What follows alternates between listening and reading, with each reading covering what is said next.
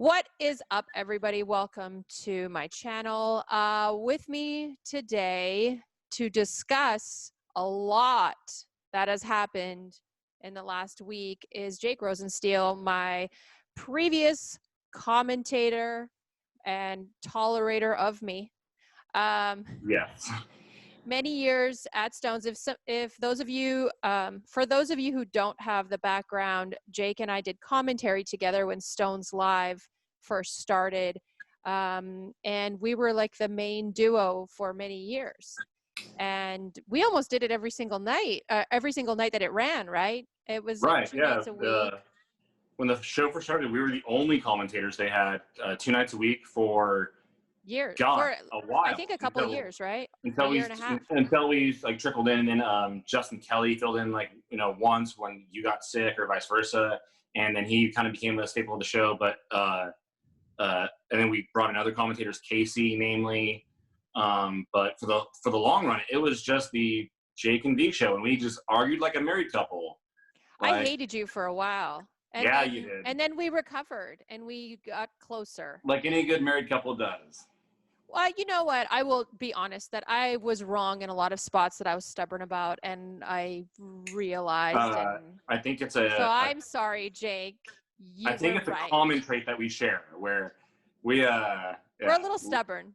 Little bit. And you're much better at poker than I am, and I think I stupidly argued. But you know what? People like me keep poker profitable. So you're welcome, Jake. Thank you, and the community thanks you as well. You're welcome. So listen, let's jump into what's been happening this week. So as the settlement happened, and I'll put the settlement statement up.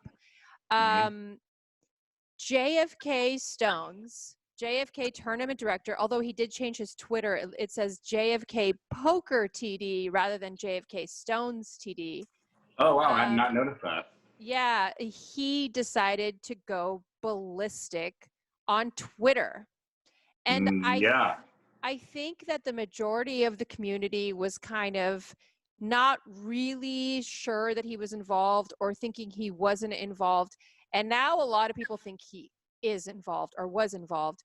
Let's talk about those tweets. Or where do you want to start? Do you want to start with the statement?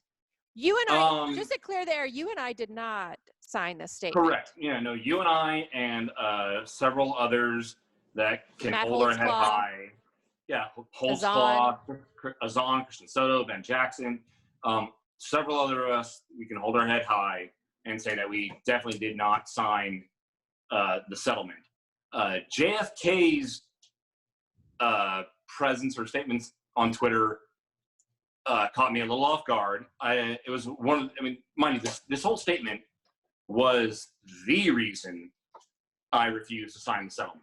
That was my big objection. Was when you came forward, and the whole reason for this was to out a cheater and protect the community. And I felt in my communications of my objections to this settlement were exactly that this statement maliciously lies and misleads the community. This portrays a very, very inaccurate picture of what has taken place in this investigation and this lawsuit. And I think my worry with it was that you're going to give these people a false foundation to stand on, to say look here, this means that nothing ever happened, nothing ever cheated, and that they would just take it and run with it, which is what we've seen from Caritas. I think that in any normal lawsuit, the settlement would have happened. Both parties would have shut the fuck up and everyone would have moved on. Had Justin not said anything, I think there may have been some redemption available to him in the long run. I think he may have been able to somehow convince some poker room that he was not involved and just quietly gone back to poker or something else within the gaming industry. But he came out guns a-blazing, grabbed everyone's face who signed that settlement and shoved it in the dirt. Well, let me just show you. Let me just read his pinned tweet. I want to be clear that my statements towards poker Twitter are not intended as an apology. He just smug on his hilltop. I don't care what you think of me. Your comments amuse me. You guys inflated stats by 6 figures, cherry-picked a few hundred hands out of 8,000. Conviction based on commentary. Sorry. He keeps saying confirmation bias too. Right. Here's my 30,000 foot perspective on him. He is in some sort of manic phase on a hilltop with a sword, trying to stab anyone who comes near him. He's literally arguing with Bart Hanson. He's arguing with Phil Galfond. He's arguing with Haralabob. He's arguing with anyone who has reviewed the footage and says, no, there's something going wrong. He's just arguing with it. It's as if like he's had this all this bottled up for like the year and a half, or however long this has been going on, and now he just wants to. He somehow, and again, this testifies either one to his complicity into this cheating scandal, or two to the other. His only out, which that he's a moron, is that this is, and that he just wants to like lash out. He thinks that somehow like this statement really does vindicate him, and he just wants to go out after everybody. He's not a moron. This is, for me, it's one of the other. It's one of the other. It's no. It's not disagree? A 50-50 flip, and I will honestly say he hasn't. Let me finish. I don't think he's been quiet for a year and a half. I think that he's been tweeting out on some of these troll accounts, because it's very clearly his tweets, just like the Stones Twitter account currently that's also trolling us. Let me just read the Stones tweet that said, "You do understand what a lawsuit is, right?" With a little emoji. Plaintiffs opted to settle for a nominal amount. Have you ever seen a statement like the opposing counsels before? And then laughing emoji. Neither have we. It's strange. You would never see this type of tone from a casino. It was very unprofessional. Again, you'd see like it seemed just as like it was before, where Garrison was running the Stones Twitter account. And it very much took on the same tones that he was tweeting at, and so that we hadn't seen Stone's professional account taking during this time. Otherwise, they also like out of like Garrison suddenly or still always had a login to that account. He just wasn't using it, but all of a sudden now he just feels empowered, and it's really what it feels like, or what it seems like to me, that he's definitely the one behind that account suddenly. I think he's gone rogue, and he's this little angry child in this manic phase, and he just wants to punch everyone on his way out. And I honestly think, so let's go back to this letter that he first started with. The letter to me felt like this narcissistic, like, gotcha to the poker community. And I honestly pictured him smiling while writing it, thinking about how the poker community was going to say, "Thank you, Justin. Thank you for your honesty. Thank you for your transparency. We welcome you back with open arms. We were wrong. We were wrong." But instead, it really sounded condescending, because he, quote unquote, called us the poker community, basically said that I had pulled the veil over everyone's eyes, and spewed a lot of BS without backing it up, and got a lot of people kind of giving him some pushback about it. And then he started, punching back, essentially, not literally. But let's review the letter. He proclaims, "I'm happy to announce that 62 plaintiffs and their counsel, Maurice Verstanding, have agreed to dismiss all claims against me in the Veronica Brill versus Mike Postle case." So I love that he put my name in there. I didn't sign the statement. Yes, the lawsuit, I was the chief plaintiff, but correct. I didn't sign the statement, and it felt like a jab. Probably for me, I don't think it's any mystery that he doesn't care for you, and so it very well could have been a jab. I think it's a little bit interesting that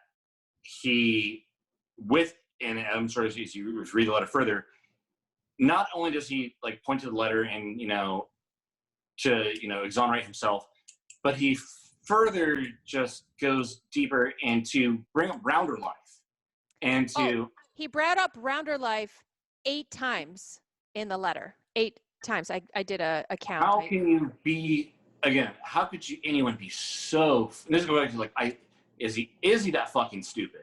Like anyone in the poker world, his accomplice, especially if that was the case or not, like anyone, if you're innocent, especially, just distance yourself from Mike Postle.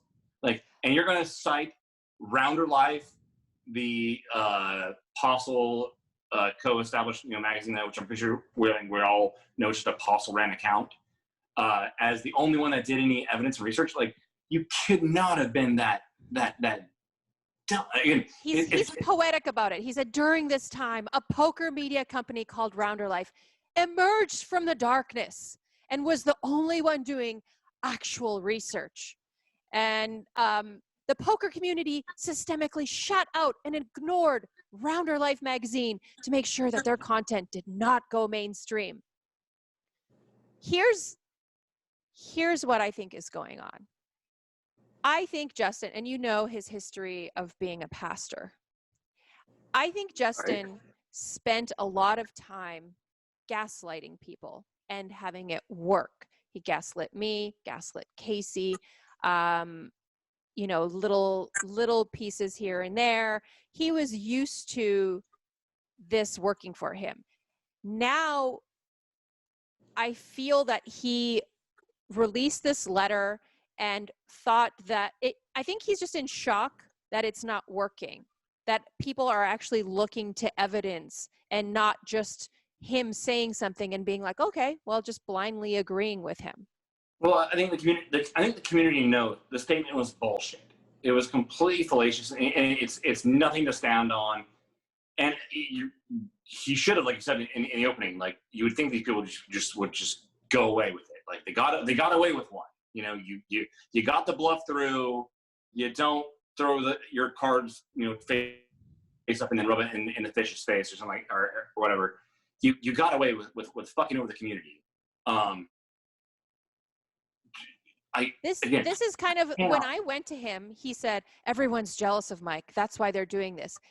This is what he doesn't get. He thinks that his illogical arguments equate to the same thing as Joey Ingram looking through hours of footage. He thinks that there's as much value in his comments as there are in the evidence against Well, Mike. Justin does have a page where he divulges all his some poker strategy. I don't know if you knew that. I thought I shared this with you. Yeah, you did share it with me, but I honestly think that it was a bot-made account just to remove the clicks from, if you search Justin Caritis, his name comes up so much in that blog that it would pull someone that way away it comes from up instead a of all the cheating scandal. scandal.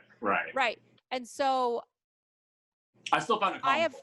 I have heard, and this is just hearsay. This is not anything I can confirm. Right. Allegedly, Stones has hired a crisis team, and allegedly this team is working to help alleviate some of this. And this blog of Justin's, which clearly he didn't write. I mean, it seems to be just a lot of copy paste stuff, because part of it is, if you're going to get poker software, make sure it's compatible with Full Tilt Poker, which is years old. So no one tapped into the poker community now would put that on any kind of. And again, that was, I believe the date on it was from earlier in 2020. So it just seems like something like copy paste, right? Some and old poker strat stuff. Yeah, and I think that this was from I've heard, and it may be from this crisis team giving them methods to try to alleviate, the Google searches that come up with this cheating. For step one, don't let him get on the the Stones Gambling Hall or Stones Live Twitter account. Crisis Management 101. Don't let the nut job don't give him, the wheels to the race car. So tell me what, the gaffle. from your perspective, what's going on with Stones? Like, do you think they're aware how crazy this man is and how involved he potentially is in this cheating? Like, do you think that they know what he's doing on Twitter right now? God, how could they not be? I mean, everyone, it's all over. It's every time, and I get sick and tired of this. I get sick and tired of people asking me about it. I get fucking sick and tired of you talking about it all the time. It's all I ever hear. And then something comes up, and it's all anyone can talk about all over again. And now this is the latest thing with Caritas here. Would have a hard time believing that they're unaware of it. I would hope that they're aware of what's being tweeted on their official account, and how unprofessional and how silly that looks to just get into Twitter arguments with your patrons. I would hope that they're aware of it. I would hope that this has been corrected and they're like, all right, dude, we're changing the password. You can't. Justin tweeted today. Justin's still tweeting. Well, no, from his own account. But right. So remember when I got into an argument with Roger Bailey online? And yeah, and then Roger, it was a while ago. It was when Lyman still had his show on Live at the Bike. Yes, and I recall. Roger and I called in and Lyman mediated. I recall. Anyway, yeah, so Art, the general manager of Stones, pulled me into his office and he was like, look, you just chill online. Like, first of all, don't tag Stones if you're going to be arguing with people. So I don't care what you do, just don't tag Stones. And he's like, just this kind of stuff isn't worth it. Just chill out. Stop arguing with people online and relax. And so to me, it's weird that he hasn't had this talk with Justin. We don't know that he hasn't. And again, after the day after the first JFK tweet reemergence, and when the Stones Live account suddenly had all the unprofessional Twitter arguments and shit like that going on. I don't know. I looked back earlier. I don't think they tweeted in that same tone or manner since. So it would lend to think that, like, all right, dude, no more, you're done. Again, assuming that the same unprofessional tone from the Stones Live account was coming from Justin Caritas, I don't think we're venturing too far to make that connection. Since then, I haven't seen them tweet things like that. So I'd like to think that they're on top of it to some degree. So regardless of anything, I'm surprised Justin doesn't have people in his life that are like, look, just shut up, let this thing go over. I mean, a lot of people very wisely, just like Postle, you distance yourself. So people that were friends of Justin's, and I'm saying I don't know what his inner circle looks like anymore. It seems like aside from like he personally thanked two people, which are probably like, dude, don't thank me. They're just local. I knew the people. They're local tournament players. Rudy Robledo and Kirk Rexford. Right. They're local tournament players. They play daily tournaments. Of course, and Justin Caritas was a tournament director in the Sacramento area. So like these are people that were friends and fans of Justin. And so they so early on to have. He named them, they just, when it wasn't so clear Justin's level of involvement or culpability, to be probably more accurately, they were, campaigning to get him back, to get him his job back. So a lot of people had assumed that Justin had been fired because they didn't see him there anymore over this. And they thought unjustly so, because they felt there wasn't sufficient evidence to say that he should lose his job. When in actuality, I believe Stones did the right PR thing and put him on leave while this whole thing got sorted out. So those guys, they got their names named, which I'm sure they wish they hadn't. But then also these guys don't have a huge Twitter presence at all. They might not even be aware that they were tweeted at. I really don't know. No, they weren't tweeted at. They were just in his letter. They were in his letter. Yeah, correct. You're right. And they may or may not be aware of it. And Justin was bragging that he made $100K, over $100K, six-figure income, which I think is something like a manic person does. But I asked him to submit his tax records if he wants to brag, but then a poker news site confirmed that Justin was being paid and still on the payroll during COVID, and throughout COVID and throughout this entire time. Mm-hmm. I think that's fine. You think it's fine that he was being paid this entire time? You look at it from a professional standpoint. When this whole thing, if you're from Stone's perspective, before you do your investigation, before you know who's really culpable here and who's not. You obviously got to get this guy out of the room, right? You can't have him on site. At least they did that. Right. But you don't know if this person is in fact, was actively cheating or just grossly negligent. So to have him on leave, they can't admit, even if he was actively cheating, they can't admit it because it's federal fraud and they need to cover their bases. Which is another reason why I pointed this out to people when I said Justin hasn't been fired, and people that were like, why or why not? Well, if you're stoned, it looks bad for your side too. It looks bad if you fire a guy in the middle of all this shit. What I'm saying is that I thought he was still employed, but on a leave of absence. I didn't realize he was getting paid. Paid leave, yeah. It's what I assumed, that he was on paid leave. I was assuming he was unpaid leave. At this point, should have been what happened. When the story first breaks, before there's enough evidence gathered, Stones doesn't know for sure. They hadn't done an investigation, and of course, Garrison had said earlier that a whole investigation had already been done, and they already knew that there was no cheating. But no. Of course, Stones the reality. tweeted. I don't give a shit if it was Garrison that tweeted it. Stones tweeted that they investigated. So you can't say that they didn't do it. Correct.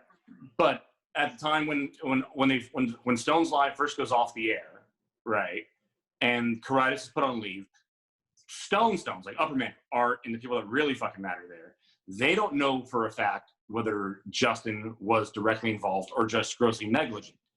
So I think putting on paid leave, but I don't think that issue really even matters, whether he was paid or unpaid. It doesn't. I don't think it's a non-issue to me. It's annoying. It's annoying. It's not a non-issue. It's annoying. It's annoying. Fine.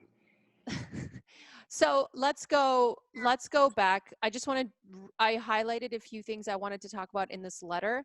Yeah. And then we can move on to his tweets. But so one thing that I noticed about Justin is that he has himself in his mind at the top of the intelligence of the poker community. He names Doug Polk, Danny Negreanu, Matt Berkey, Jason Somerville, and countless others not worth naming also jumped at the chance to be in the spotlight. So one of the things that he highlights in the letter is that all of us are doing this because we are wannabe celebrities and all we want are clicks and likes, which is similar to what he used to say to me, like, everyone's just jealous of Mike. And I find it to be so irrational that he's unwilling to hear anyone who opposes his thought process. Thoughts? I mean, you already addressed it there. I mean, it's exactly what it is. I mean, no one here is doing this for likes or to make shift fame. I think it's a little bit ridiculous. I mean, Polk and Ingram. It was the biggest story in poker for the while that ran. For people to, tweet out or discuss it and have their take on it, and to give their professional opinion on it. These are the top of the range poker players in our community, or in the poker world. For them to give their take on it and have their professional opinion, it matters. And they're not doing this for likes. No one did this for fame. You certainly weren't doing it to try to get fucking famous. Everyone caught a lot of shit for it. This wasn't fun for anybody. I mean, right. And so to come out and say that he's just lashing out, just grasping at straws, trying to come up with like because he has to come up with some sort of like dirty narrative for the other side. So what could be their underlying motivation for coming up with these egregious lies for something that in his eyes, or at least according to his story, clearly didn't happen. One thing I wanted to talk about is he brings up me and how I kept inviting Mike to my game. If I thought he was cheating, why did I keep inviting him? And this was a part of his gaslighting. He would, on a regular basis, anytime I saw him, talk to me about, I was like, hey, Mike won a lot of money tonight. Oh, but he lost like $25K last time. Mike's such a good guy. like he would always be on the Mike's defense and reminding me of how like there's zero possibility of cheating, and how he's had an outside agency come in and check all the security, and there's zero chance. And I believed him and I trusted him. And I didn't think he was involved up until like a week after I tweeted. Yeah, So very last minute. I mean, we go ahead. I mean, we beat this horse to death. We all have talked about this several times. We all suspected that Mike could be cheating. None of us were certain. It's the main reason why none of us were coming forward. Why is the reason why I was trying to work with Stones. Unfortunately, maybe also with Caritas. On trying to get them to look at ways that he could be cheating.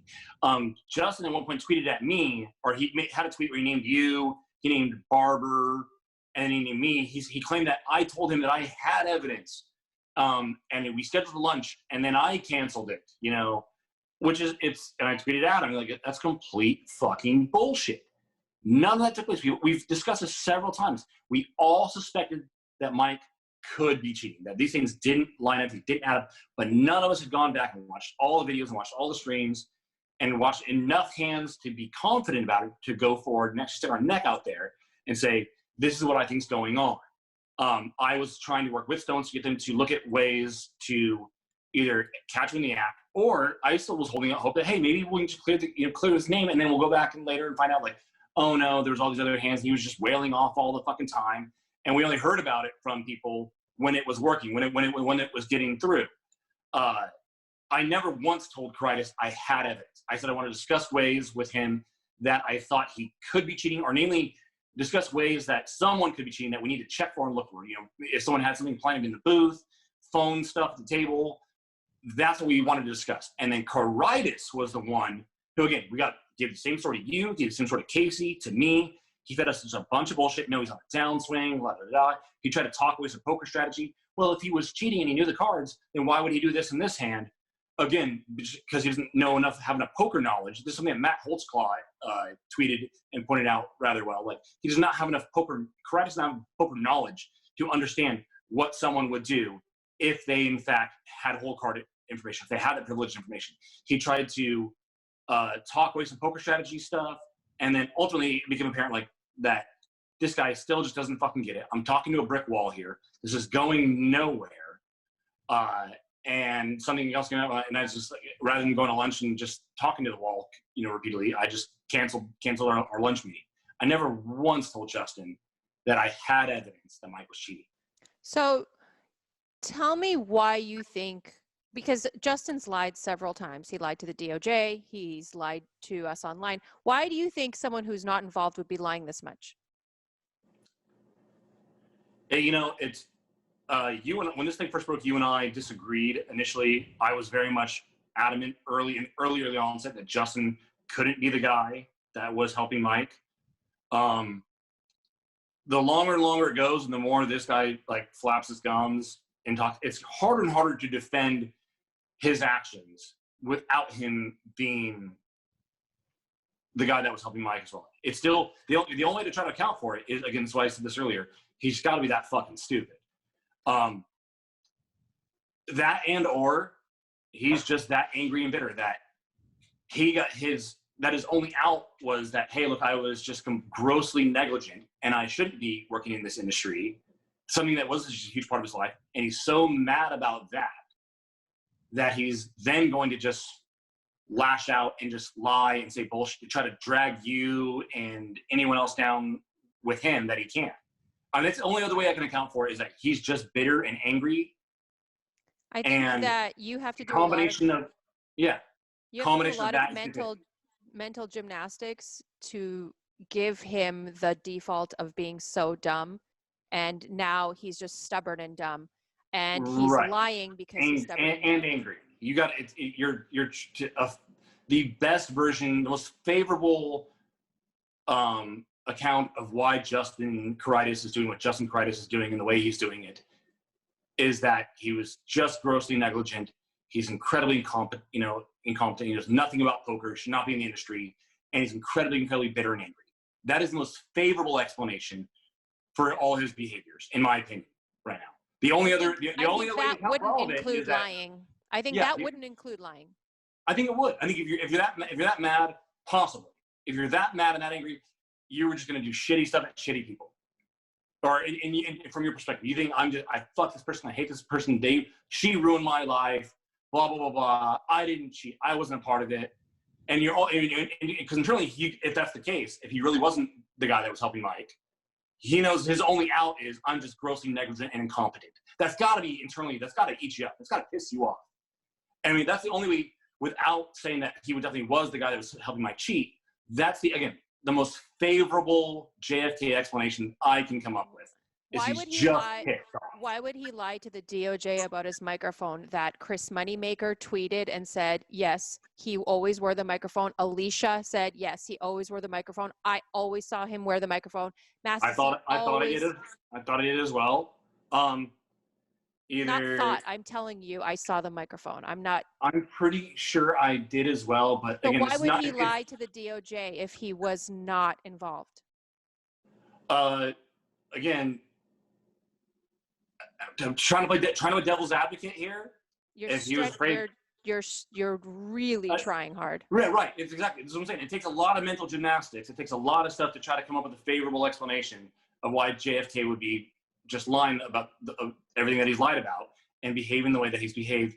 That doesn't include he was helping Mike. That he was the guy helping Mike cheat. The only way I could say, and I would agree with you, that he's so far gone and so embarrassed that he can't let this story go. Like he can't, if he gives in and says, yes, there was cheating, then it's so obvious that he's so incompetent that he has to try to sway us that Mike didn't cheat. But any normal human being with a normal IQ, like you're giving this guy a way below average IQ.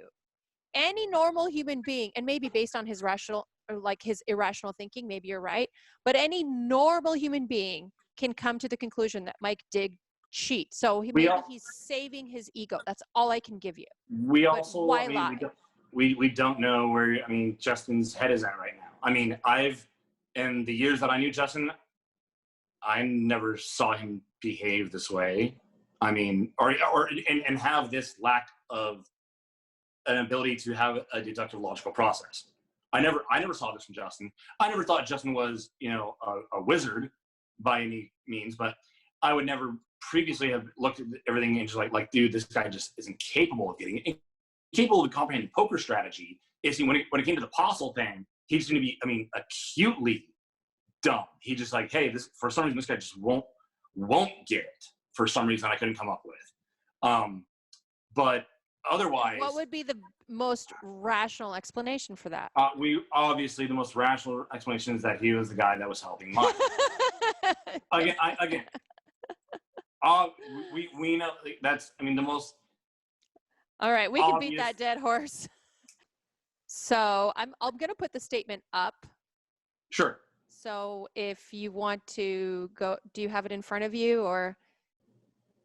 It's a malicious lie to the community, and we know it. It's extremely frustrating to me that people want a lot of people, and I sent you screenshots from text messages that I had with a couple of the poker players that they said, I didn't read it. They just, I got something from the attorney and I'm going to sign it. And mind you, But is that Mac's fault? That's not Mac's fault. And people didn't have to sign it, right? I didn't sign it. You didn't sign it. Correct. I think no one had to sign it. There's negligence on a lot of the people that were, and a lot of people that jumped onto this lawsuit, was one of the issues that I had with the terms of the settlement. A lot of people, they played one session or two sessions, might have booked a small win or loss, were not, and might not have even played during the time period that Mike Postle was cheating. So a lot of people it was just a money grab for them anyhow. I'm just going to jump on to this, they see the headline, they're suing them for, 10 million, 3 separate $10 million lawsuits. And hey, I played on the live stream at some point, and I want some money too, and so a lot of people, it was a money grab. I think a lot of people told me directly, even people that were severely impacted by it, didn't read it and just said, okay. And a lot of this because once the case got dismissed in California, because California decides that they don't deal with resolving gambling issues. They just said that, okay, well, this is, if this is all we're going to get, this is all we're going to get, and just sign it without reading that, hey, in this part of the settlement with this huge fictitious statement that we're going to make to the community on behalf of Stones and Justin Caritas. To me, it's frustrating because outing Postle and getting a cheater out of the community, we are trying to protect. We're self-policing. We are protecting the community. And Postle fucked everyone over, and whoever helped him fucked everyone over for hundreds of thousands of dollars. And some of these people, without thinking twice, just like, all for $500, sure, where do I sign? And jumped on board with this without thinking twice about how this would, impact, or what the statement would do moving forward. I think it's easy. So I think in hindsight, it's frustrating. I think initially I didn't care if people signed it or not because it was none of my business. I know people signed it who were like, I don't talk about it anyway. I'm just going to get some money out of Stones. But the thing is, we didn't foresee the JFK crazy train that was going to happen, which rubbed everyone's faces in it. So I think Justin would be stupid enough to bring it to the forefront of poker Twitter again. I foresaw that this would be a problem, that telling people this would be a huge, huge issue. And namely, it would give them something to stand on and show that, and it would look bad. And it misleads people. It was wrong. It was a lie. And the way that the signatures went about getting signatures was malicious, in my opinion. You don't lie to your fucking clients. You do not tell your clients that certain people have signed this. People that were bigger names, of all those people that were on the list, there were a few people, you yourself being one of them, that were, some of the, more prominent names on this client list. You don't tell other people that, hey, so-and-so signed, and to try to get them to sign, when in fact those people have not signed. And to tell them, when you get called out on it, to say, oh, well, I assume they will or they would, that's fucked. That's wrong. You're just lying to your clients. That's wrong. I had two people tell me that they called because Mac, at least for me, stopped responding to my emails.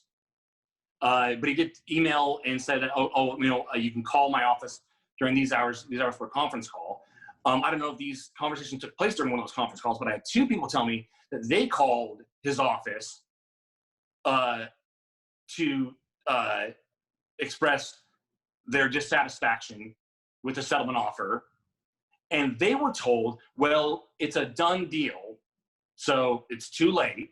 And if you want your money, you're going to have to sign because it's already a done deal. This is all you're going to get. So it's better than nothing. So just, sign it. When in fact, if you don't get enough signatures, it's not a done deal. That's bullshit. To tell people that it's a done deal so if you want your money, you just, this is all it's going to be. It can't go any further. You need to sign this. To tell people that, oh, so-and-so signed, so you should too. That's wrong. And people were repeatedly emailed this settlement. We all got the settlement offer. We all knew what the terms were. And it was emailed again. And it was also, hey, it's going to get through. You need to sign it. This is going to be your last chance to sign this deal before this certain date because it's going to get through. People were pressured to sign it. They were lied to. They were misled. And the statement in it was absolutely maliciously false. Stones did not turn over so we go back to Stones tweeting that they were going to be transparent with their investigation. Stones didn't turn over their discovery. That doesn't happen until you go to trial. So they're going to go to trial and then they turn over the discovery to both sides. Then you're going to present in court. And again, so I go back to Mac lying from what he told certain other clients. And this is that after this deal was done, he told people that then Stones would turn over their discovery, at which point he would be able to see it, but he could disclose it to the public or the clients. So to make a statement saying that with the cooperation of Stones, we reviewed all the evidence and there was no evidence of wrongdoing is bullshit. He didn't review all the evidence. Stones didn't turn over their discovery. So either A, he lied to the clients, about when Stones is turning over the discovery, if they're going to turn over the discovery, or he's lying to the entire community in the state. Do you think Stones would have made their investigation, or whatever it is they did? Do you think they would make it public if nothing was found? Fuck no. No, it's a negative free roll for them. You only find something potentially negative for them. You don't find any evidence that no cheating took place. You don't find potential evidence that something, hey, that looks suspicious or that doesn't look right. It's a complete negative free roll for Stones to release any kind of discovery publicly to Stones. They said that they would be public with their investigation. I would expect that at some point, if that would have taken place, they would maybe like release a statement saying that after our investigation, here's what we determined, that nothing happened, blah, blah, blah, blah. Or that Mike Postle was cheating, but none of our managers or anyone that on the Stone staff was aiding it. We don't know how he did it, or something to that effect. Or it seems like he was, we can't account for his actions. Maybe something to that effect. I don't think Stones is ever going to turn over their discovery and just turn the hand face up to the public. They're not crazy. They're not stupid. So you were in Stones the week after I tweeted, and Justin came in and dropped off his phone, you said? People said that he came in and the DOJ, again, hearsay, people said the DOJ had been around, and Caritas had come in, and people said they saw him hand over a phone and then walk out. So, again, hearsay from poker player. Justin, as far as I know, didn't have a work phone. He had his Samsung. I have no idea. Well, yeah, you do, because you text Justin when you were going to do commentary or any sort of communication. Right. Well, I didn't have a work phone that I knew of. I didn't know that's a work phone or strictly personal or what. I didn't. Right. I don't know. So he had one phone. I have a phone number for Justin Caritas. Right.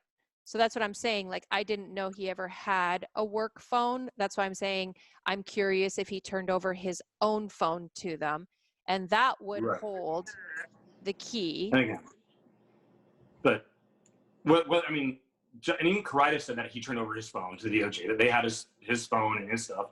I mean, no one's disputing that. I don't think Caritas even said, that's when he tried to say, like, hey, the DOJ has my phone. Like, they went through everything. No big deal. But again, none of this evidence, none of this stuff was turned over to Mac. To my knowledge, at least from what, again, this is where I go back to this whole statement in general. I think the evidence was turned over to Mac. Okay, so then again, so let's go back to Mac's statements to some of the clients, a select client or two, where he said that after the settlement, then he would be given evidence or discovery. After the settlement. Discovery, they would turn over to him what they found during their investigation. Afterwards. Right. Afterwards, so in which they did. So he's agreeing to a statement that says that we've reviewed everything. Yeah. And when in fact, everything hasn't come yet. I'm going to sign off and said that it's like basically like you're agreeing to the results of something you haven't seen yet. Yeah. Like I'm going to, you and I are playing poker, and I've agreed that we're going to show our hands and that you're going to have the best hand. And so I'm just going to pitch my shit into the muck. And that's what this was. And he did it to the community and to his clients. There's a lie in there no matter what. Either he lied about that to us, or the statement's false. So look, I'm torn with this because I think in a lot of ways with the California laws, Mac did the best that he could. I also think that when Mac started this, he was not aware of how bad this was going to go, because no lawyers will take on a case knowing that they're going to lose. I think that from my perspective, my own opinion, I think he thought he would be able to move forward with this lawsuit, didn't realize it would get dismissed. And the second that we could move forward and get discovery, Stones would say, here's $5 million, shut the fuck up, go away, and settlement. I don't think there was an intention to ever go to court. I don't think there was an intention to bring us justice. That's how all these attorneys work. I don't think there's anything wrong with that. You look for cases that you think has a reasonable high probability of getting a settlement. You take up as many of them as you can. You understand that a certain percentage of them are going to get thrown out, others are going to get to court, and of those, whatever percentage you're hoping are going to get a settlement. And in the end, taking these cases is a positive ED. I don't think there's anything dirty malicious in that whatsoever. Once it fails, once this case becomes one of the ones that doesn't pan out, that doesn't pay, you don't get the big settlement offer. You're angry about the statement and that people were persuaded Were to lied sign. to. People were Okay. were lied to and persuaded. So I mean, so on the other side, I know he has an obligation. If Stones presents a settlement offer to him, he has to present it to his clients. Right. He can't just like say, he can't like, oh, it's bullshit, I can't give this to my clients and give them the option to take it. If Stone says, we're going to give you $1 to go away, they have to show that to us and has to give us the opportunity to say fuck off or don't fuck off. I'm curious, and I'm unclear of, because with the settlement offer has him making a statement in it, if he doesn't have to somehow sign off and agree to it, which is where I still have a little bit of guff with him over that. And again, the method of the SACB article, it was, I feel like the SACB must be affiliated with Stones somehow. Like they know each other because they're always pro Stones. And that the statement was in the SACB was just But again, if you're the SACB, cringeworthy. If you're the SACB, if you don't know anything about poker or this case or and be able to really identify it, if you just know that, hey, there was a lawsuit going on and the other side said, we looked at all the evidence and there was no cheating, why wouldn't you run? You have no reason to believe anything otherwise. Why wouldn't you report on that? I don't think it's the SACB's in cahoots with Stones or anything like that. No, I don't think that they're helping them in any way, but I don't think that they're ever going to write something really investigative journalism, objectively. I think I have no doubt that statement was then sent to the SACB from Stones or people, on that side, like, hey, like you guys want to report on this? Here's some news. So speaking of objective journalism, the Wired article is going to be out tomorrow morning, which is 9/21. It'll be out. I am anticipating another breakdown from JFK because of that article. And I believe they did find links from Mike to Rounders magazine, and that article will show it. You were a participant in the article, right? Yeah, I was interviewed by people from Wired, someone from Wired, Brendan from Wired. Asked about my experience and what happened when we started going to Stones, how that whole process went down, the fallout afterward in Postle. I mean, there was some really ugly stuff happen on the other side. People were really angry. I told you and several other people before, there were people that wanted to go to his house and get vigilante justice. And I had to directly tell people, you can't do that, bro. Like, come on.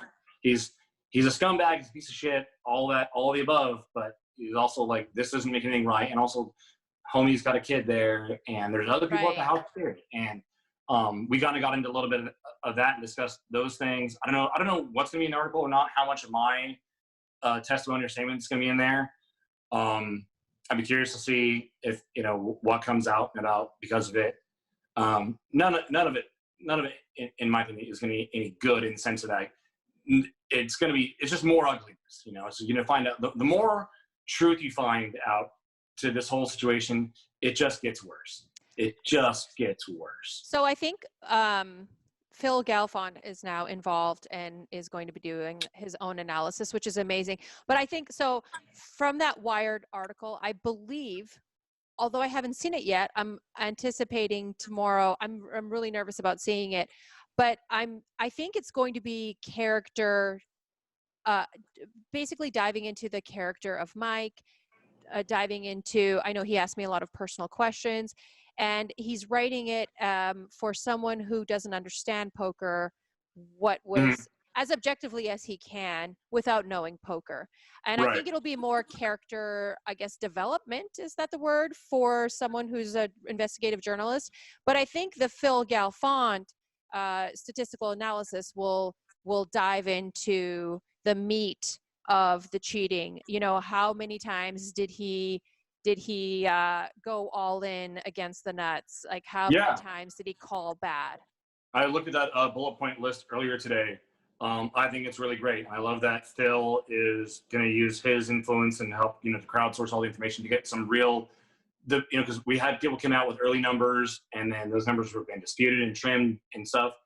And I'll be really, really happy to see some more data. And the more people that look at it, the better. The more accurate the data should get. It's funny. One of the things that Caritas keeps harping on is that, the number, it was overinflated by 100K. The winnings were overblown by over $100,000. And I think you retweeted the link or someone like broke it down like, okay, even if you grant that, the win rate of big blinds per hour, or it's per hand per 100, it's still just astronomically, impossible. It's impossible for a player to achieve this type of win rate. But again, that's the win rate. The stats are just one part of it. Like Galfond's breaking down what is percentage times that he called off of that hand, that did this, made these decisions. Fold to a river bet with the best hand, fold to the river bet with the worst hand, fold to a river raise with the best hand. Right. He's really going to break it down.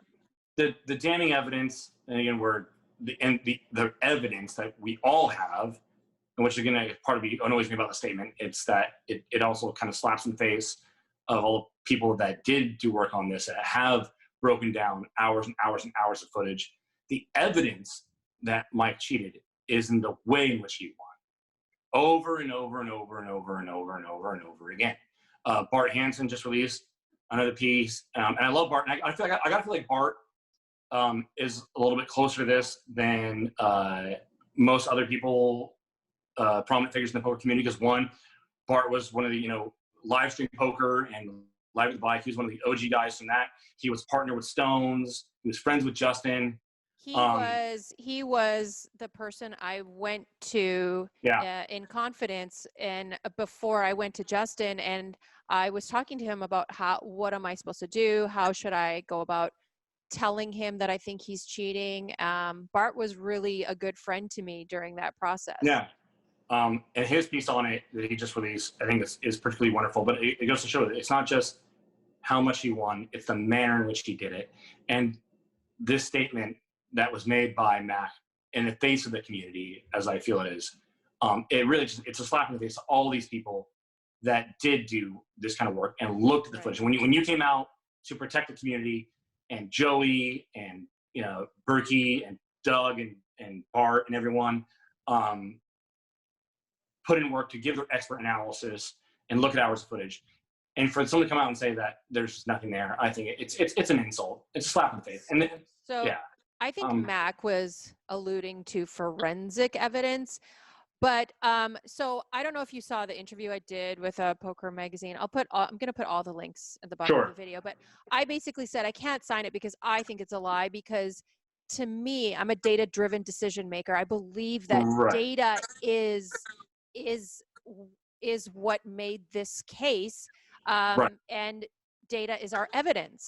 And now that Phil Galfond will be doing a more statistical breakdown of what's relevant in poker, that'll be even more evidence. And so to me, there is evidence. There is evidence. I mean, I couldn't sign it.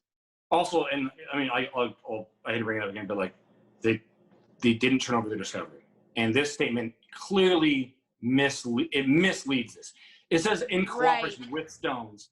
So again, either Mac lied to us about that, or this. Yes, I would say if the deal, which is what my understanding was, that Stones would turn over their discovery after the settlement.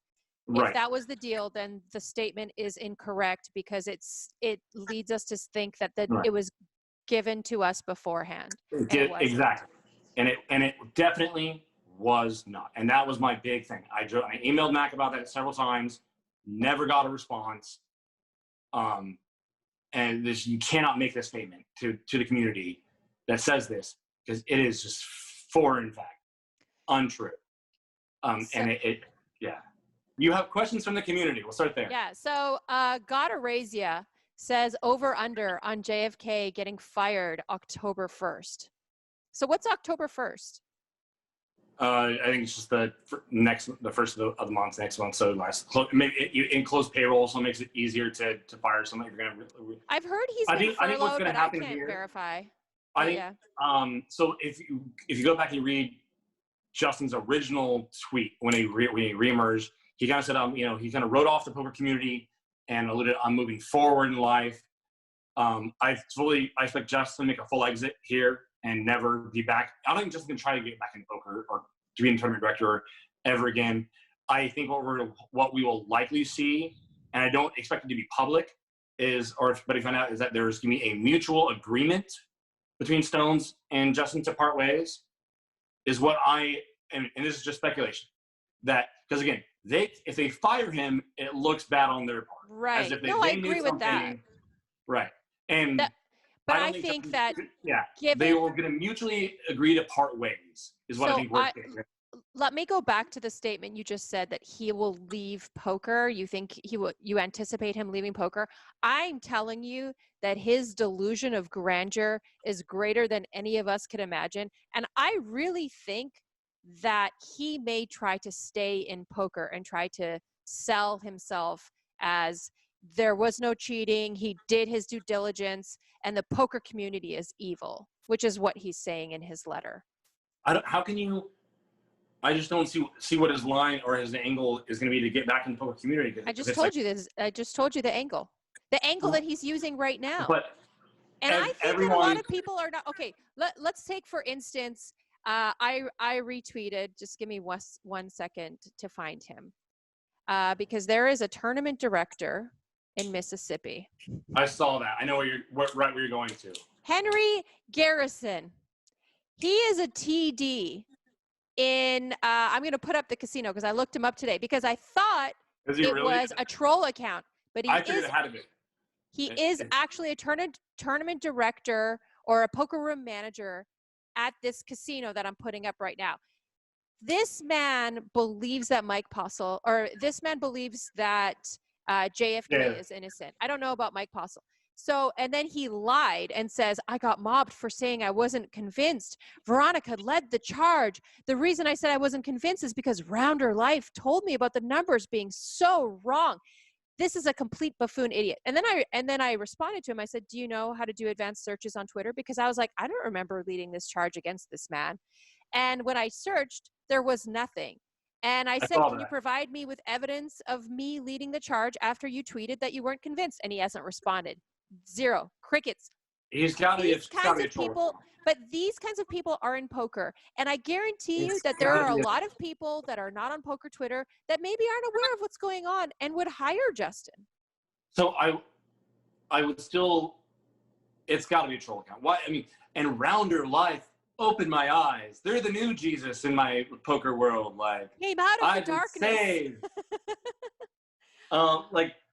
No. I Googled this man today, and he was listed as their tournament director on LinkedIn. I could Google a casino, find out who their tournament director is, create a fake Twitter account, and tweet praises for Justin Caritas and Mike Postle. All right. Well, let's hope it is. Let's hope there's no... Because every tournament director, every poker manager I've run into since has been like, thank you, Veronica. You really did a good job for the poker community. And I haven't heard one saying Mike Postle's really innocent. Even if this guy really believed that Justin was, and I was attacked on Twitter and Veronica led the charge, but we showed like, hey, look, I never tweeted at this guy before. Like, it's clearly he's just bullshitting. He brings up Rounder Life, and they're the ones who opened my eyes. It's got to be a troll account. I mean, Mike or Justin probably Google, just trying to find small, obscure casinos. I looked at the account. The guy's probably like 81 followers, probably, all of his local tournament guys, if it's even a real account. Right. And it's not hard. You can just look up a casino, find who the tournament director is or anybody. And I was misled too, and Veronica's a bitch. And yeah. Okay, so Poker Agent asks, are you going to try to sue him on your own? No. Like I said, as of right now, I don't have any plans to.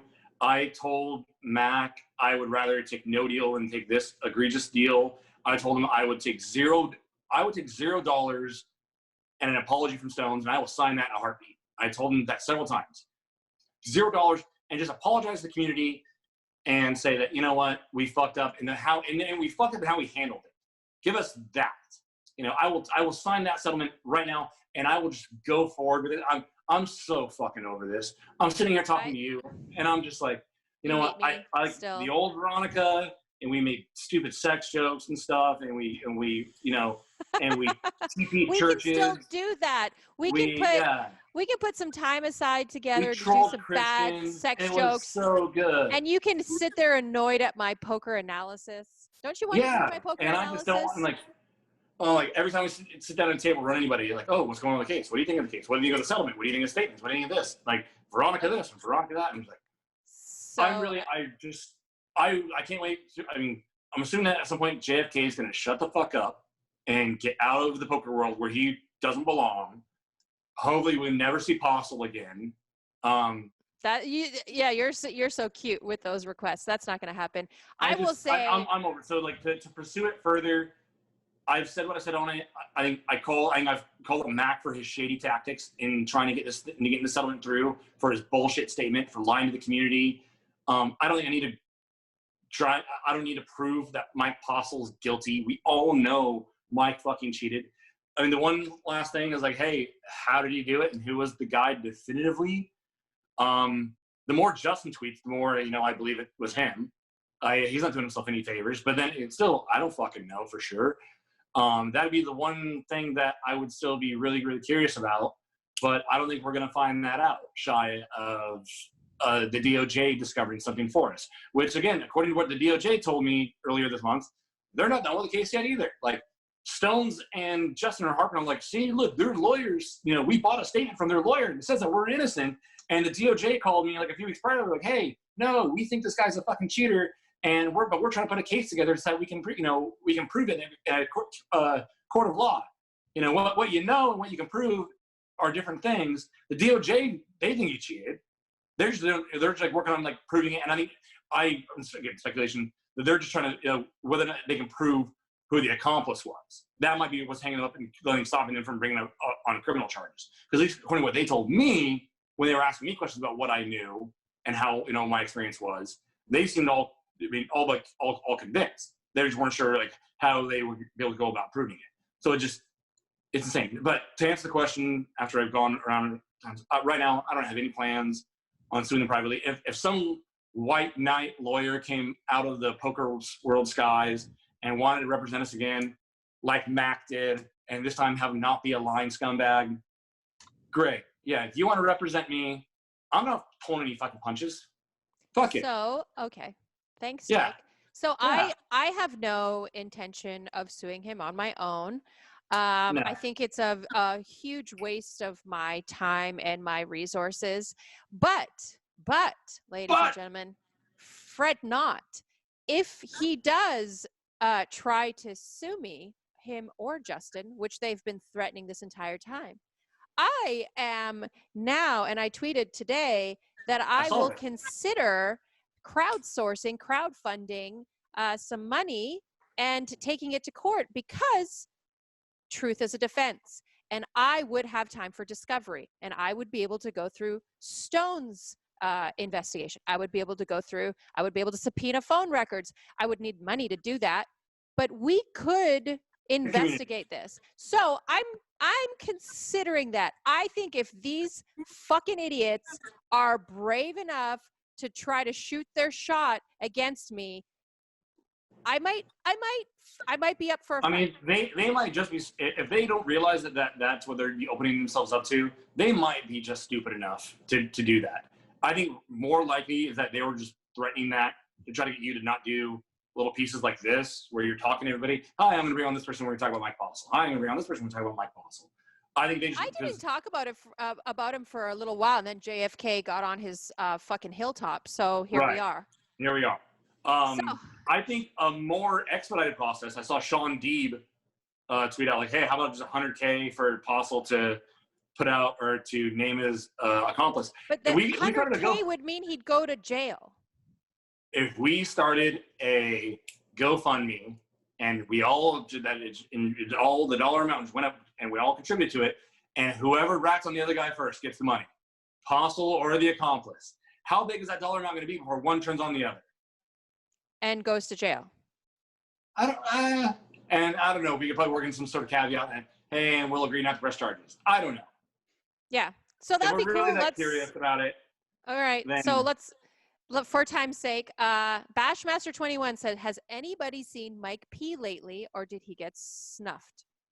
He has not been, so I don't even know what snuffed me, but like, No. that's like when you. Oh, no, that I hope no one's done that. I do not condone any violence. Yeah, no violence. Has anyone seen him around?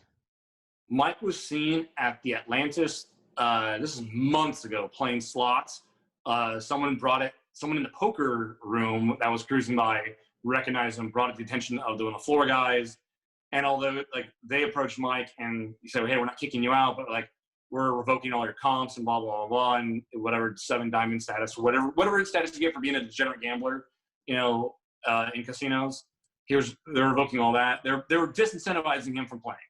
And he left. A few months after that, the last time I heard of anyone seeing Postle in person was shortly before quarantine. So it's been a while. They said that this was at Grayton Casino, that he walked into Grayton, in the poker room in Grayton, looked around, a player there, that local player here, saw him, made eye contact, and Mike just turned around and walked out. And the guy said, like, he looked like shit. But to my knowledge, I haven't heard of anyone seeing Mike around. Also, we've been in quarantine. Poker room's been shut down for some time. Open, very limited, open just recently. So there hasn't been many opportunities for Mike to show his ugly head around the poker world. Well, so here's my thing about that. I want people to allow him to play. I want people to welcome him into the rooms. You know why? Because we would love to see him try to recreate the magic that is Mike Postle. And when he can't, it's obvious. But I mean, we all know he's cheating. So I've heard that he told people that his poker career is over and he's finishing at the top, like, he's Michael Jordan of poker. Yeah. And that's I beat the basically 1-3 game at Stones. I'm going out on top. Like, he won. There you did it, Mike. You beat the one game. Finally, after a year and a half of being able to see everyone's whole cards, you finally did it. You finally beat the 1-3 game at Stones. Good job, buddy. Kay Denuch says, how many people do you think were involved? That's a tough one. That's a tough one. The minimum obviously is 2. I don't think Mike acted alone. So minimum 2. At the top end, 4 maybe, but I think more likely 2 or 3. I think between 2 and 4, but I also think a couple other people knew. So Mike, an accomplice, maybe a second accomplice, and then possibly a backer if there was anyone on that end of it. If to get, for some of these games to get Mike in, maybe. But I mean, once you see the whole card, would he need you don't need a lot of money. Again, with that, so again, at the top end 4, if early on Mike needed money to play in some of these games, maybe, but I doubt that, just because again you're starting off and you can't lose money. It's really hard to lose money when you have all the information. But I think so realistically 2 at least 2, strong likelihood of 3.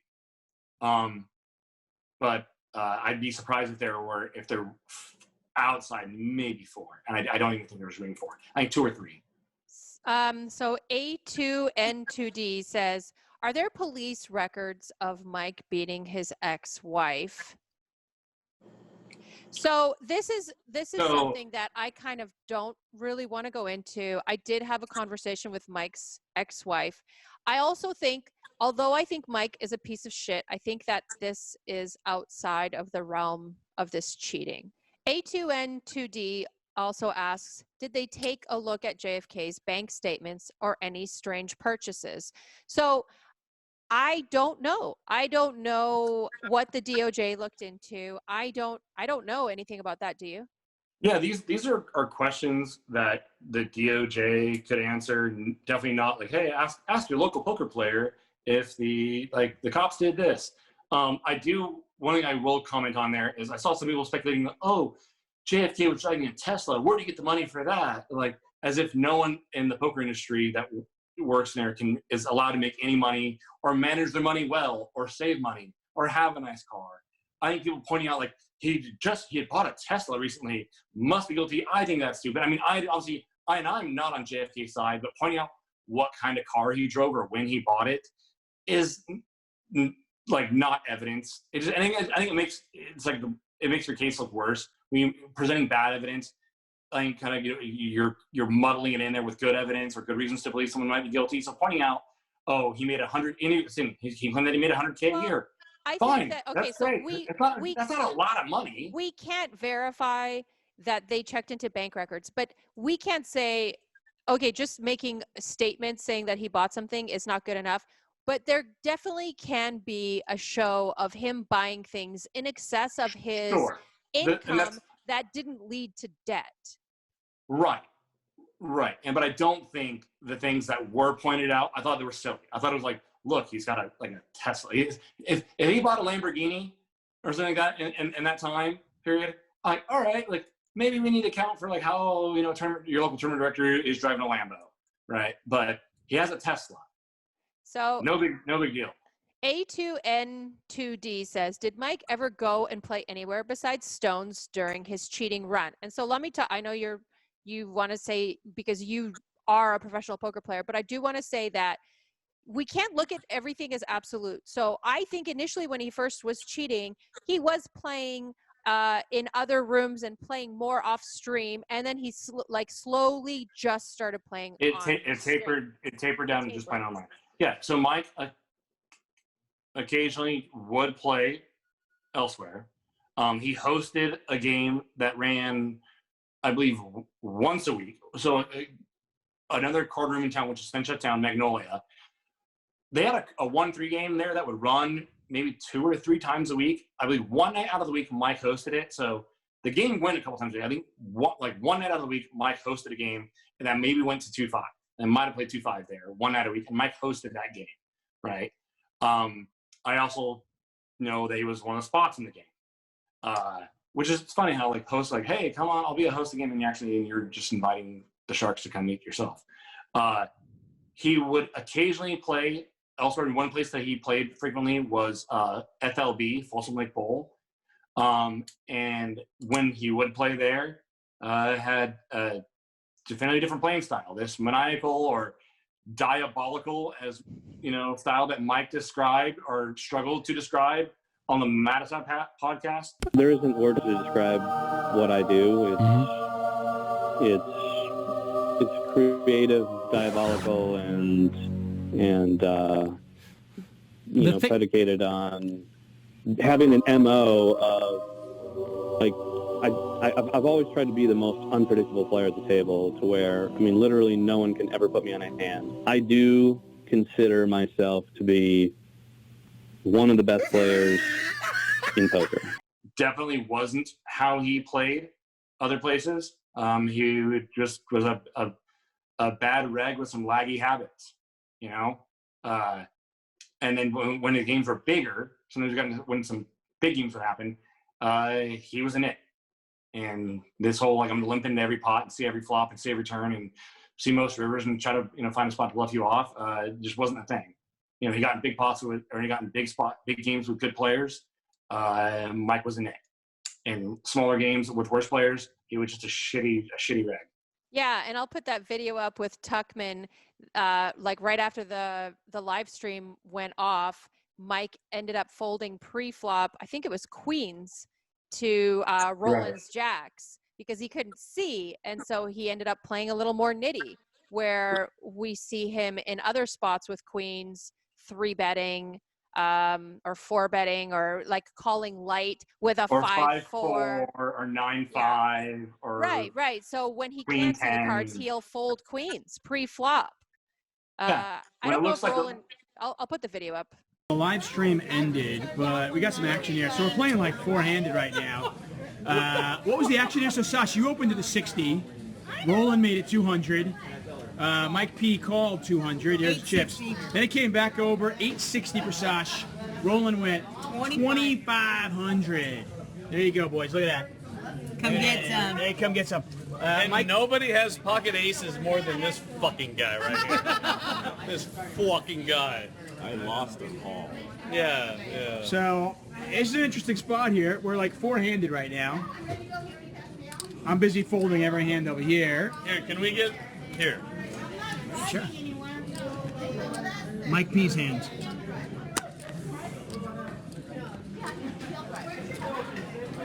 It's rolling. We got There's like, the original open, the 3-bet, the call, the 4-bet, and then the 5-bet. Action on Mike P. It's pretty exciting here at Stones. Mike, what are you thinking right now? I'm thinking, Go home and get that. how did this fucking guy get in the game? Like, who fucking let this guy in the game? We actually, Roland, enjoyed having you. Thank you. Yes. Alicia no longer in the game. I hope to be back. Oh, really? Rising from the ashes, apparently, though. Like the phoenix. Sing, bang, bang. Yeah. He gave And you then shoes. Sasha I'll over give you here. fucking shoes for life. So this guy don't get in the damn game. Sash not looking that happy right now. I mean, I'm working on it still. I don't know. It's really weird. That's a hell of a speech. You're all in if you call, right? Pretty much. I mean, I could. I could leave $100. Postle, you I drive. could leave $100. Postle. like $70. You drive. You get a call and then fold for 100 at the end of the flop. In fact. Yeah, thank you. Get it, girl. Damn it. Yeah, we're taking his keys. Got it. We'll wait for you. See, the one bonus of being card dead all night is I don't have these situations. No, we're just, Hilarious. Hey, Johnny boy. John. Humorous. Wow, and Mike P folds. I'm gonna make a hero fold. Are you show it? Just for the camera. Just for the camera. I'll show it. Just for the camera. And here it is, show. Oh, show bluff, show bluff. I can't show it. Oh! Wait. Don't move. You want to see them? You want to see All right, Let's see a flop. you gotta pay for the. Mike, he folded a better You hand. gotta pay for the He ride. folded queens. $5. You look queens? I'm fucking real. What? Queens? How do you fucking 5-bet? What? Oh! How do you fucking 5-bet? Oh! That would have been sick. Fuck! Yeah, so Mike did play other places sparingly, but it mostly turned into Mike only played on stream or on the live stream, or predominantly, almost exclusively, and more namely, he would only play on the live stream while the RFID deck was in play. So shortly after they would pitch the last hand of recording, they would change out the deck and put the normal deck in there. Because these decks are not cheap. Not cheap at all. So $200, I believe, a deck. or more per deck. So to be just winging these things around normally, there's a risk there. So as soon as they were done recording, they would change out the deck and put a normal deck of cards in the game. And hey, Mike would get up and he would lobby for a little bit, go have a couple drinks at the bar, maybe pay for people's tabs. Mike was a very generous guy. He was a nice guy. And then come back and he'd rack up. Like Mike almost, again, toward the end, almost exclusively played only on the live stream and only while the RFID deck wasn't playing. Because some of these games would go on to the wee hours in the morning, oftentimes. And Mike would just quit. Something lost him. M. Moran says, so nothing happened to Postle now. Case was dropped by California. Is the tournament director still working at Stones? And like we said, we think so, or he may have been furloughed, or not in any, like I said, he might still be doing work for them, but it's not in any visible sense. So if he's doing stuff, well, it's visible in the Twitter account. now it is. Jesus Christ! Hopefully their crisis management team can get him off their Twitter account. Nat Van CDS says, will you ever play at Stones again? I will not. You know what? Like, I don't have any like strong desire to. I don't have the same love for the place that I once upon a time did after all this. And I didn't have any objection to it whatsoever until the Stones Council. Their argument was that there was no cheating and that these are just sore losers. Right. That statement there, and like all the times I'm like, I'm over this, I'm done with this, I'm tired of even hearing about it. That statement there kind of lit my fire again and just kind of pissed me off. Like, people got fucked over for tens of thousands of dollars under your watch, and you're going to call these people sore losers. I took issue with that. I'm definitely not going to say that I'm never going to play there again. I can say that I haven't played there since they're reopened.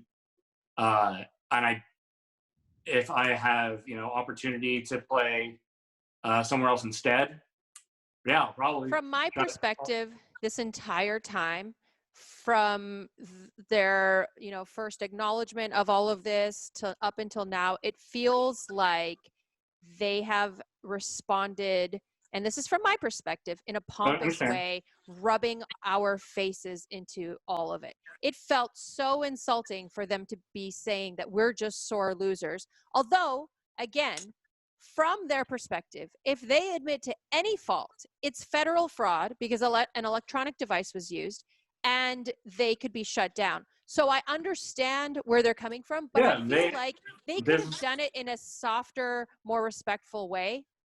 Yeah. I feel like they didn't have to. It felt very mafia to me. I understand the business perspective of it. Like, yeah, they have to protect themselves and the rest of their employees. They have many other employees that depend on them for their livelihood, not just Justin Caritis. And the live stream isn't like the only thing they have going on there. They have to still run a business. I understand that side of it, and they have to protect their own and make business decisions.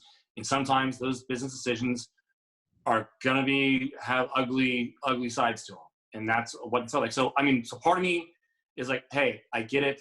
Don't take it personal. It's just business. Just like when you're playing poker, like, hey, sometimes you're gonna lose a hand. Don't berate the fish.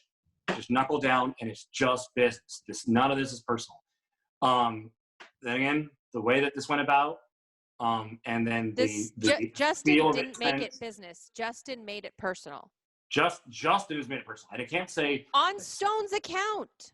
Right, but I think we all feel that this was Justin on Stone's account. It doesn't matter. They're letting him use their account, so they're liable. They're mixed in with him. I agree, and I think they've caught a fair amount of guff for that too. Change your password, Stones. Again, I would have been surprised at all to see that he just logged in and went rogue on this. Yeah, that's what I think happened. I don't see anyone else at Stones that would have gone on that could have access to that account and made statements like that. The rest of the people there, clearly I think, Justin. Right. Yeah. So, Suited Superman, thank you for your question, but I feel like we answered it. What's next? Will you take this to another court? No, not unless I get sued. T-Dub 5150. Would you play him heads up on a stream like Poker Go? Yeah. I don't know if I would play anyone heads up because I'm a terrible poker player and I would probably lose, and then he'd rub it in my face even more. I wouldn't do it. Depending if certain people were working with the tech booth or if JFK was anywhere near. But if Jason Somerville set up, the Run It Once, stream, I'd probably want to play Mike. I don't think I'm a great poker player. If you really want to, exhibit how deficient he was, you want to play him heads up. He play. Hey, Doug Polk right now is taking people every suitor right now, getting ready for his Daniel Negreanu challenge. So if Mike didn't cheat, he's the greatest poker player that has ever lived, and I think he could take on anyone, right? Yeah. And he should. And we would love to see his godlike, crotch-looking abilities.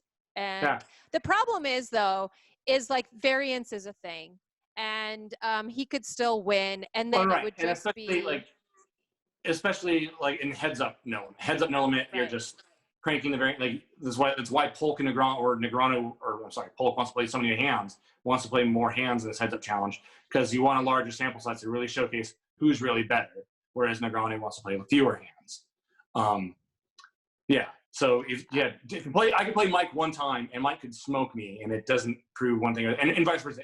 If I go and bludgeon Mike, that there's such a high amount of variance in heads up no limit. I mean, you really But we would all enjoy watching you bludgeon him.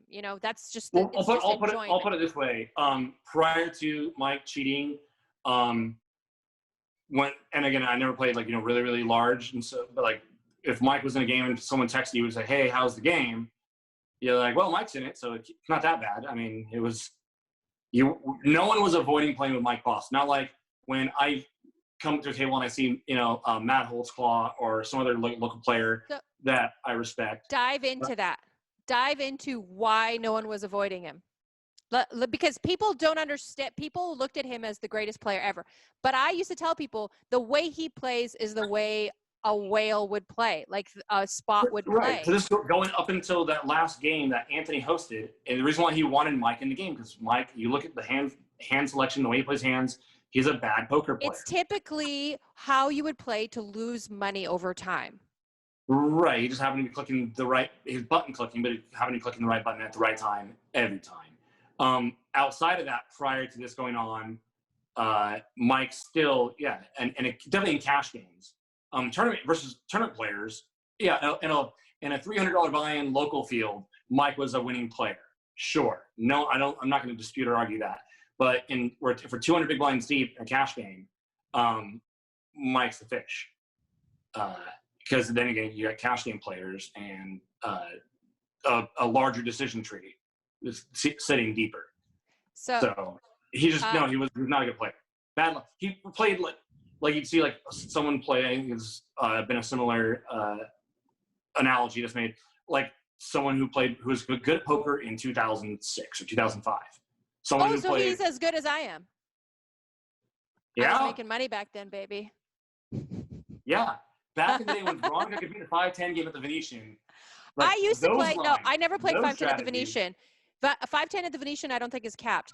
I played 5-10 at the Bellagio, 1,500 cap, baby. Oh, that was my jam. With those $10 chips. The $10 peachy chips. That I'll put up a picture of myself playing in that game. Yeah. But Venetian, I just played 2-5. 2-5 is a big game at Venetian. I think they have a pretty large cap on it. So yeah, the same lines and strategies that were probably working back then, and sizings and stuff. That's how Mike played. So next question, 505 JM. Do you think he'll ever be able to play live poker again? That he will? That Mike, yeah. I've thought about this a lot. Unfortunately, I don't think the poker community, and I'm going to try to word this carefully, is the entire pool is mature enough to forgive someone. I think, first of all, if Mike was really willing to come back and Mike said, here's the truth. I was in a spot. I didn't know how I was going to take care of my daughter, my family, and blah, blah, blah. Not that makes it okay, but I cheated. Here's how I did it. I'm ashamed of myself. I'm sorry. And if he did that and apologized, I'd get arrested and Stones would get shut down. Then he wouldn't play anywhere. Or if Mike let's make it a world where he doesn't get arrested. In a world where Mike doesn't go to jail, and I don't understand even know that he would go to jail. I think he would go to jail, but I don't know if he would go to jail. In a world where Mike apologized to the community and said, yes, I did it. I'm sorry. It was wrong. I was pressured for whatever reasons. Again, not that makes it okay. I feel just the way I am, I feel like we should be willing to forgive him. Right? And he said, I will try to. I'm just here. I know you got Jake a lot has no boundaries, ladies and gentlemen. Jake is the angel that will save poker. Again, I go back to you could be the nicest guy in the world right now.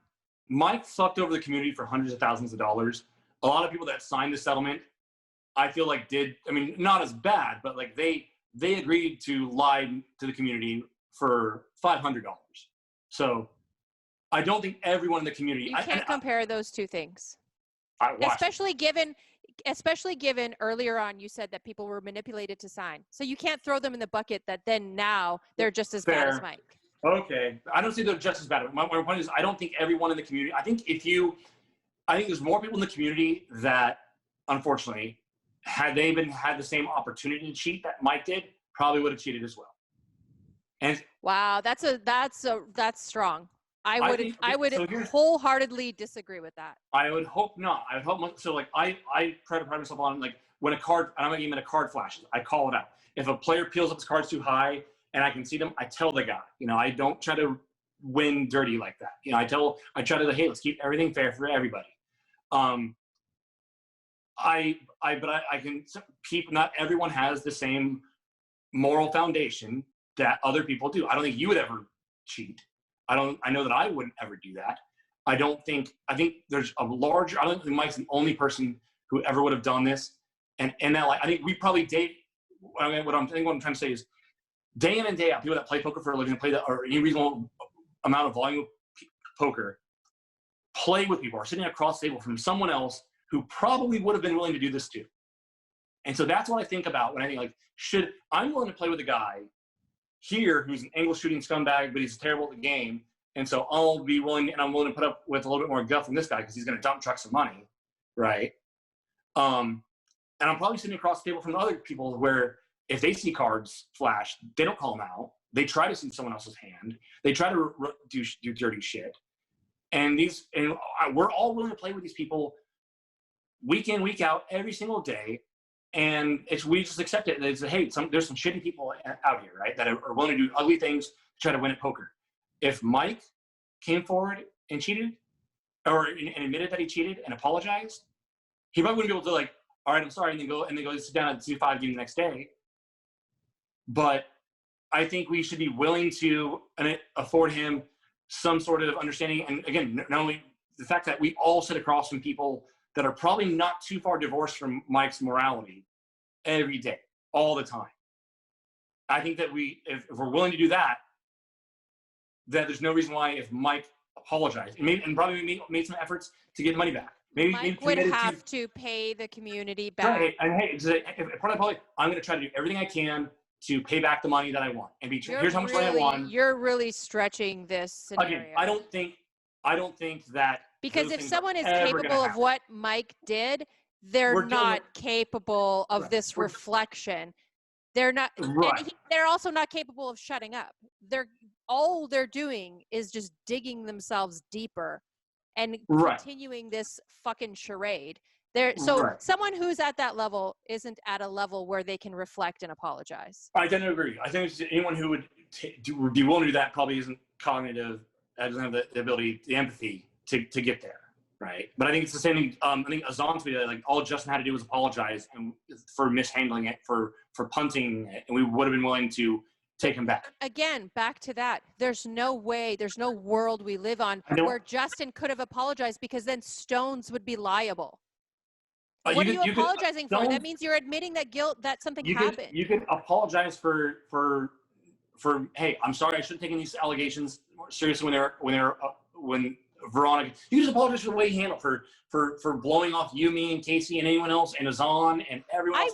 I'm really happy. I'm not happy that this all happened, but I'm happy that people are now able to see the person that we all had to deal with when coming to Justin about these allegations. Now their eyes are open to the real Justin, because I think had he not done what he's done in this past week, I think he would have still been able to potentially work in the poker community in the long run. But I think he's just potential. Right. I think most likely he's not going to. That might be the silver lining in the mushroom cloud. But it kind of solidified what I've been saying this whole time, and what. I know Casey hasn't been as vocal as me, but I'm pretty sure she went through the same thing as I did. Yeah. Oh, for sure. I mean, Casey and I had those conversations. She expressed to me her frustrations of going to Justin and the lies and the bullshit that she got fed from him. She showed me the text messages. And he gave her the same load of bullshit that he gave you, that he gave me, all of it. Can you send them to me? The one.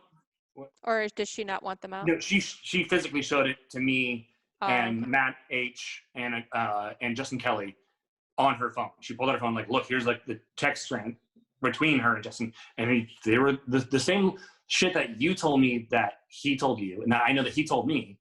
It was like he was like reading off a script. Here, well, I mean, all of his tweets are regurgitated the exact same shit, the same talking points with nothing of substance. Right. So I mean, the one good thing that has come about this is that people now maybe really see Justin for who he really is. I think we're seeing the worst version of Justin than we even ever saw before. I don't think if you would have described this behavior to me, I'm like, Justin's like, I don't think he's a great guy. I don't think he's intelligent, but he's not that fucking crazy. Right. But I mean, yeah, clearly he is. I think we're seeing the worst version of Justin that he wasn't this. Anybody has seen. But he wasn't this bad when he thought he was pulling the wool over our eyes. But he's an animal against the wall, like a caged animal against the wall. He doesn't know what to do, and he's lashing out. Right. He's on his hill fighting everyone. Okay, so next question. Do you know if there is any way that Justin can be banned from the gaming industry? That's an interesting question, and I actually looked it up, and I don't know if the gaming industry can ban him. I think if forensic evidence came out, which I honestly think eventually something will, given enough time, I think that he will have to be banned. They can't allow cheating tournament directors to walk among us. Right. I mean, it's definitely going to be, blacklisted. I mean, he kind of is already. Right. Just like I tell people, like, we didn't really lose the case. Everyone knows Postle cheated. The community has come to an agreement. It's the same way. Like, Justin solidified he's fucking off from the industry. On a statewide level, yeah. If the California gaming industry said that this person is a documented cheater, well, like, I'm sure that could be things. So where any card room that got caught employing someone, when you and I went through this when we worked for Stones, we had to get a background check and make sure that we didn't have any kind of felonies and blah, blah, blah, blah. So anyone who works at a California card room in any capacity would have to pass some sort of check. I would hope that something like that would be a red flag that would prohibit someone. That's like a criminal thing. I don't know. So, I mean, again, I'm not the right person to ask about this. Yeah. I would imagine, I'd imagine this is not something that we're going to have to, deal with. Labergram says, do you believe anyone outside of Mike was cheating like he was? I think that Mike was the only one in the game cheating. I believe that Mike was the only one in the game cheating at Stones Live. The one thing that it did bring to a lot of people's attention is the reason why this had to be such a big deal and to heighten security and make sure around all these live streams is that it'd be possible. Imagine if Mike was a better cheater. If Mike was, and this has been mentioned by several people that have analyzed all these hands, if Mike was better about it, knew that, hey, there's just accepted the fact that, hey, there's gonna be some spots that I'm just gonna have to pay off. If I run kings and aces, I'm just gonna have to smash it in. If I have the nut flush versus a straight flush, I'm gonna have to get it in and just keep face. If Mike was better at cheating, he hated losing so much. Those hands against Brian in that one game, he was running so bad, and he was just hating it. It was so obvious. Right. What worries? So at Stones, I can say with a lot of confidence that I firmly believe that Mike was the only one cheating. And I said, on the table. Right. At the live, because the players that were other players are at the table that I'm pretty close and pretty aware of, and I know how they play and how they played on stream matches, kind of how they play off stream, and they have eerily similar results. With the exception of whenever they're on stream, they would just lose these crazy hands to Mike that they might otherwise win. There wasn't anyone that also had same behavior where, hey, I'll only play these lineups on stream, but when the exact same game effectively is going down the street at another card room, they weren't interested in playing. Everyone else was always more than willing to play with everyone else and played in the same manner. And he knew the way this guy played and the way that guy played, and nothing else got shady and changed. So I would, as confident as I can be, that I think Mike was the only one cheating. I worry that on other live streams that if someone who was smarter could be better, could be cheating or could have cheated in the past. I don't know, but I also know that other streams, of course, have much better security, and especially in Nevada, you go and nip that shit in the butt. I know that there Yeah. were some rumors on Live at the Bike, and they quickly got rid of the player. They quickly looked Right. into it. They actually had an external, a couple of poker professionals review everything, and they came to the conclusion that there was no cheating. And so that they did their due diligence, and Right. that's what Stones should They have done. protected their players. So- They protected their community. I have They a did the right thought. thing. I think that the one extra layer of security should be that the tech works on a delay. So there's like a 20-minute delay till the tech sees it, so that then they're doing everything on a delay, and no one can send the information to the players. I'm And then not. the commentary does it on a further delay. With my knowledge of the Poker GFX software and how it works, I don't think that's actually possible. I think you have to have someone in to input the inputs and bet sizing and stuff like that. I believe. Right, you would be doing that after. You You would be doing it after the graphics are baked in. You could put in bet sizing after. That's just, I'm saying that's an item to explore for future security of the game. Yeah, that way the other, graphics and the cards are baked in, and like literally no one has access to the live feed. Well, hopefully all these other streams have taken notice. And I recall with one of the Poker Go or one of the Somerville streams or something like that would happen shortly after the scandal took place. It confiscated everyone's phone while they were playing. The phones were all sitting out on the table where anyone could see it. And no one had a phone.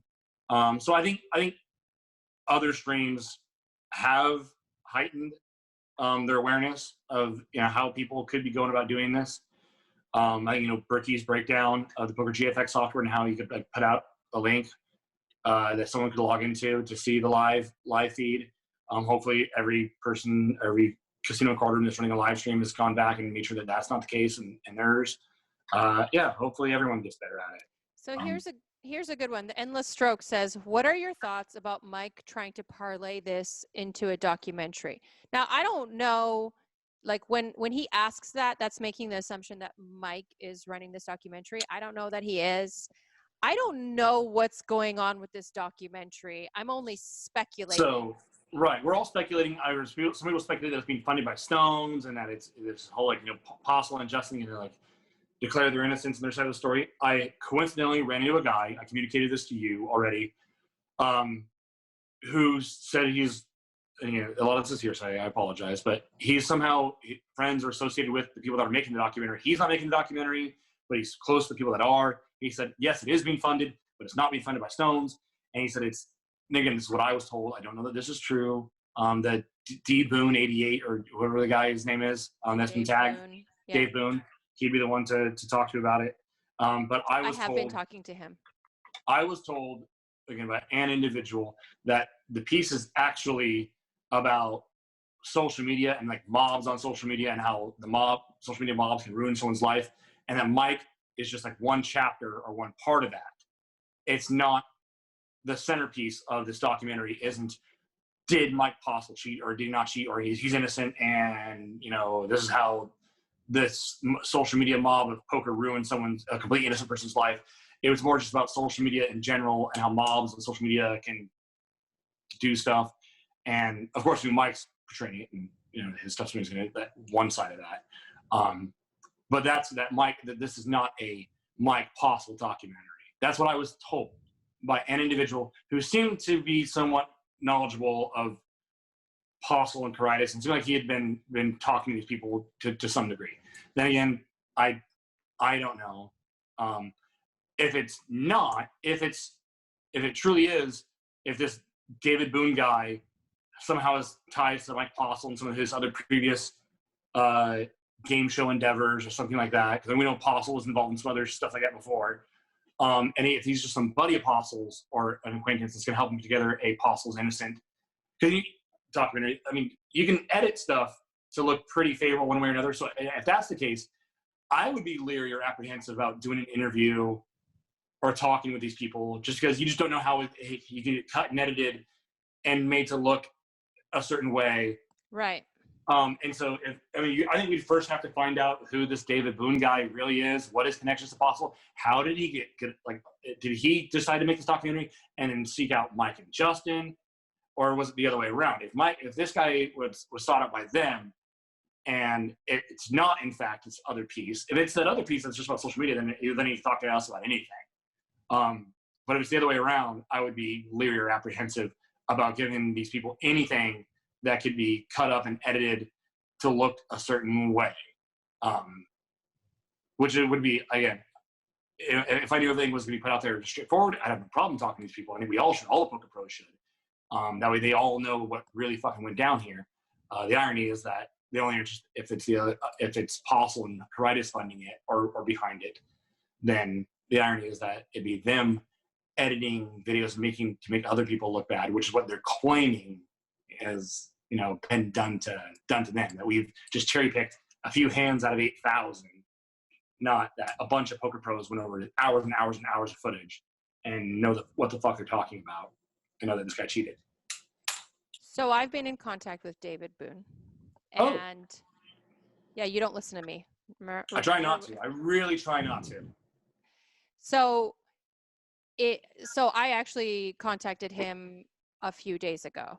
Again, I should say again, it would be our second contact. So our first contact was a phone call, which was a really odd phone call. I thought he contradicted himself a couple of times. First, he told me that he had been filming with Mike and Justin and Stones for months, which threw out red flags for me initially because they have been unwilling to speak to any media sources up until this point. And then he said he wanted to interview me and he wanted to come to my house. He was going to go to Justin's house, then Mike's house, then my house the same day. And I was like, well, if you've been filming for months, why would you need to go to everyone's house on the same day? And he told me he's been filming for months, but so I know somebody up top at some place that I'm not allowed to say who they are or where I know them from or anything, but they told me there's no projects in the works. They told me they looked in and this person could find that knowledge. And I hate saying this kind of stuff, but he basically told me there are no, and I'll cut this out, I can tell you. And so he's like, there's literally nothing listed. And he told me everything that David Boone is working on right now, a hip hop documentary. He's working on some sort of cartoon, some sort of like, and there's one thing he's working for like an Asian production company. He said there's nothing, this is not in the works. It's bullshit. All right. That makes sense.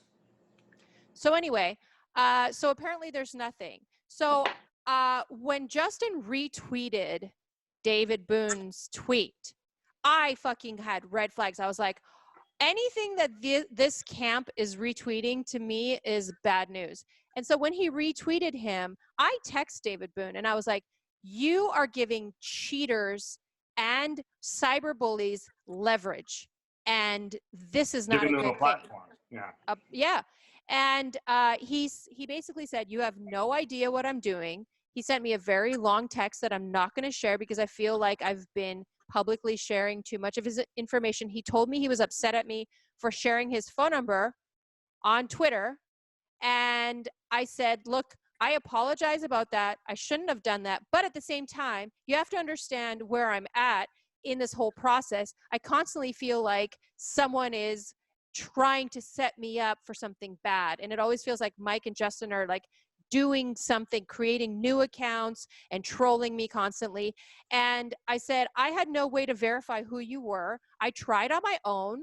I couldn't figure out if your number was actually yours. And so I put it online and I knew someone would figure it out for me. And they did. And I'm sorry that I did that, but you have to understand the position that I'm in. And he accepted my apology. And then he said that he would like to talk to me when I'm ready. And he said, let's start fresh. So I'm still skeptical, but I'm open to it. If he tells me that he's going to bring in professional poker players who are objective who have no skin in the game, do you think Phil Galfond has any care or concern about this? This doesn't affect him at all. Do you think Joey Ingram Joey Ingram's just been through hell this entire time. And none of these guys, what does Matt Berkey have to get out of this? Nothing. So Nothing.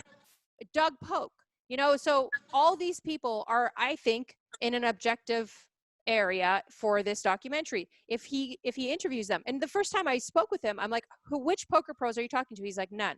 I've only talked to Justin, Mike, and Stones, and I want you. And I was like, no, if you don't get any professional poker players who actually can have opinions on this matter, I'm not doing it. It's like doing a medical documentary without doctors in it and just yoga Right. instructors. Yeah. So Yeah. we will see. Anyway, see. Jake, I'm going to go get myself some dinner. Good. I got to do something similar. So. It was nice talking to you. It was nice. Always is. I hope that Hopefully we can we get can together do and this talk. again. Hopefully we can get together and like talk over each other in person, then rather than. I let you talk tonight. I was like, hey, I Yeah. talked to the director. You're like, blah, blah, blah, blah, blah, blah, blah, blah, blah, blah, blah, blah. Sort of checks out. Sounds like I know me. you got to get some stuff off your chest. I know you've been a little. I do. Yeah. All right, V. Hopefully we'll see you again soon and not have to talk about any of this. Well, good luck to you because this isn't over yet. All right. All Bye, right, V. bestie. Bye. Love you. Bye.